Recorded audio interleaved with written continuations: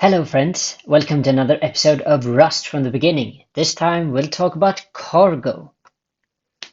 So Cargo is a project management system, and that means that Cargo will help you create projects that consist of more than one file. So you'll be able to track things such as name, version, your different library dependencies, and other concepts. It will also help you to build and run your code. So currently you might be using the compiler. Cargo will be able to help you run your files, but also create that build that you can distribute. There's also the notion of feature management. So let's say, for example, you want to charge customers for a subset of your features. Cargo has a built-in way to make that easy. There's also dependency management, meaning that if you want to download a library that's not on your machine, it's somewhere else, Cargo will help you find that library, install it, make it part of your project. But there's also package management, because as we all know, libraries change, right? They are being patched for security, or features are added to them. Don't worry, with Cargo, you can just change that into the version of a certain library that you want, and Cargo makes that easy. And this is my personal favorite that Cargo can do for you, which is to run tests.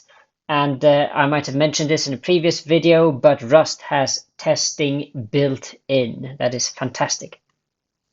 So one of the first things that you want to do when it comes to Cargo is to scaffold a new project. You give it Cargo and the keyword new, and then the name for your project. So I've called it project name, but you could be calling it my project, for example. This will scaffold your project for you. Let's just list the files, and we see that we now have a my project folder. So let's see what that contains. Now, first off, we have the cargo.toml file. This scaffolds some various project information. You see that it's calling itself package. It has given your project a name, a certain version, authors. This is where you type in emails of the people that is building your project. You can change these values whenever it suits you. And here's also edition. And here's a nice little reference to Cargo and what's called a manifest file, because that's what we're talking about here, and some dependencies. We currently don't have any dependencies, but we will change that throughout our project. Cargo new also gives you a Git Ignore, and it gives you a source directory, and this is where your code should live. So here you can see how we have a code already, a println within a main function. So Cargo has already delivered some code for us, which is great. We have something to build upon. So we want to place ourselves within the project. Now that we have, we're looking at our files and we can type cargo run. This will know exactly where to go, so it expects to go within to the source directory to find that main rs file.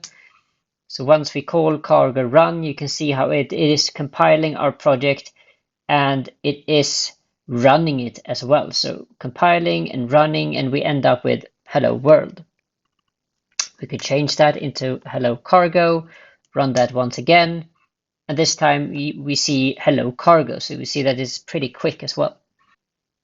So let's add a dependency next. And as I said before, a dependency is an external library that you haven't written.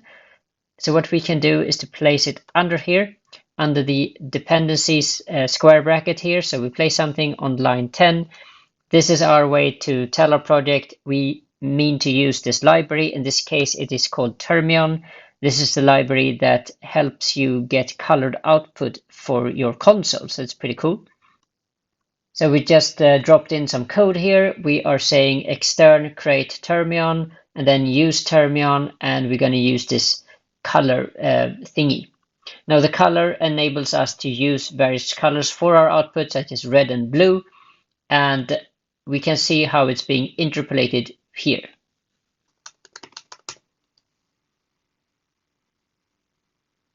And we can see now that it is aware of the fact that we typed in Termion inside of our cargo toml file, but it's also bringing in other libraries that Termion depends on in turn. And we don't need to worry about that. The only thing we need to worry about is the Termion. That's what we want. And you can see that it's finished. it's running, and it says red, blue, and blue. Yeah, so this is specifically for Termion. If we haven't changed color from our latest instruction, that's what it's going to continue with. So if we, for example, want to change that, we can go with a interpolation, and we can add this part of the code, and let's for example say we want green. So now we see red, blue, and green. So yeah, that's as simple as it can be to just add the external library, in this case Termion, but you can add whatever libraries that you want. Add those under dependency, do a cargo run, and it will, and as I showed you earlier, it will bring in the library that you care about, but the library has dependencies in turn. You don't need to care about that. Cargo will handle that for you. So in summary, I've introduced you to Cargo. I've introduced you to Cargo new, and that gave us the scaffold, gave us the source file, gave us the cargo lock. Don't touch this file, by the way. If you're going to touch something, touch the cargo Tml. Update these values if you want. If you got another email, more collaborators, it's always nice to be inside of here. And as your project advances in versions, you can just increment this as you see fit. If you want to name your project something else, this is where you do it. If you want more dependencies, add those here, and with a new line for each dependency. That's all, folks. That's all I had for today, but now you got a first look at Cargo. So when you write Rust next time, remember Cargo, new, and your project, and you are in business, and you're well set up for the future. If you like videos like this, please consider subscribing, and I will definitely get cracking to create some more videos. Bye for now.